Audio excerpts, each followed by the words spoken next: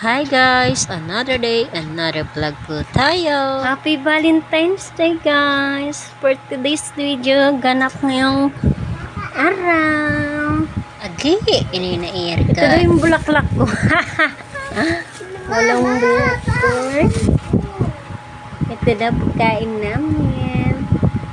Yung anak ko dito guys, may papakita siya kay papa niya. Sulat niya, galing sa tuyo.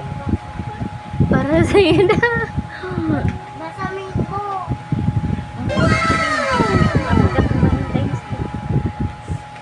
Binasa mo na dyan ng asawa ko yung sulat na yan.